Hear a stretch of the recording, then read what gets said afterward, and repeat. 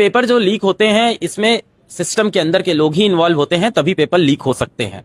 तो इसमें सिस्टम के अंदर के लोग होते हैं जिनको मोटा पैसा बनाना होता है, वो इन पेपर को लीक करते हैं। जिन लोगों को ये पेपर देते हैं ये लोग भी बहुत ही बड़े दर्जे के लोग होते हैं। कुछ ऐसे होते हैं जो ग्रेड ए ऑफिसर होते हैं, पीएससी सर्विस के होते हैं, यूपीएससी सर्विस के लोग होते हैं। कुछ ऐसे होते हैं जो बड़े बिजनेसमैन होते हैं, शहर में बड़ा रुतबा होता है, बड़ा नाम होता है, गाड़ियां बड़ी चलती हैं, बड़े बड़े घर होते हैं।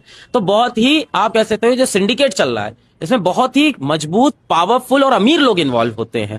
और ये पेपर लीक कोई पहली बार नहीं हो रहा है, हर साल होता आया है। ये है कि इस बार पेपर लीक शायद इतने बड़े लेवल पे हो गया है कि अब एनटीए चाहता है कि इस पेपर को हम कैंसिल कर देते हैं।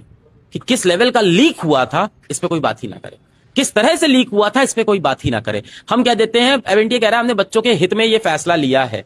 भाई आपने बच्चों के हित में कैसे फैसला लिया है? हित तो ये था कि ये पेपर 0 एरर के साथ होना चाहिए, जैसा कि आपने अपने ट्विटर हैंडल पर लिखा था कि 0 एरर के साथ ये पेपर हम कंडक्ट करेंगे। बच्चा जब सेंटर पहुंचता है ना तो बच्चे से क्या बोलते हैं कि तुम मोटा जैकेट नहीं पहनोगे, जैकेट में जेब नहीं होना चाहिए, तुम जूता नहीं पहनोगे, प्लास्टिक की बॉन्डर अंदर लेके जाओगे, ट्रांसपेरेंट होनी चाहिए, हाथ में तुम घड़ी नहीं पहनोगे, लोअर पहनोगे। इतने ड्रामे हैं बच्चे के ऊपर। तो आप बच्चे को तो ऐसे देख रहे हो जैसे बच्चा क्रिमिनल हो, क्रिमिनल सिस्टम के अंदर बैठे हैं, उनके ऊपर आप जांच नहीं कर रहे हो। अभी भी देखिए कोई कड़ी सजा होगी नहीं, हर साल पेपर लीक के मुद्दे होते हैं। आज तक मैंने एक इंसान नहीं सुना जो पेपर लीक के लिए 10 साल जेल में बंद हो। Why don't we treat them as terrorist?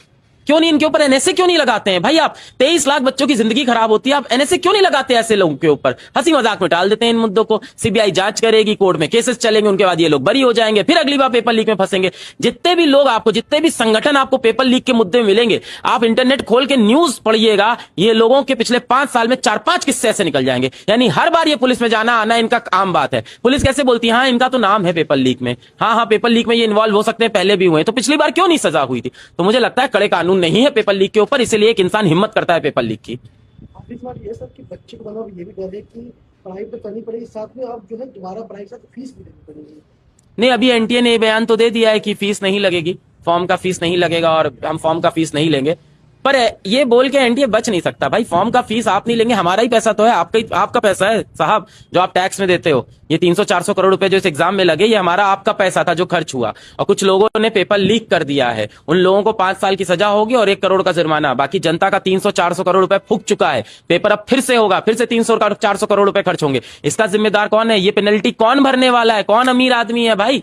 तो मेरे ख्याल से उन सारे लोगों को पकड़ना चाहिए, इनकी जायदाद को जब्त करना चाहिए, उन सारे पेरेंट्स को पकड़ना चाहिए जिन्होंने पेपर खरीदा है, जिनके मन में भाई वो भी उतने ही गलत हैं जितना गलत एक पेपर लीक करने वाला, जितना गलत पेपर बेचने वाला, उससे ज्यादा गलत एक पिता जिसने ये पेपर खरीदा अपने बच्चे के लिए, क्योंकि उसने एक दूसरे बच्चे की उम्मीद को मारा है।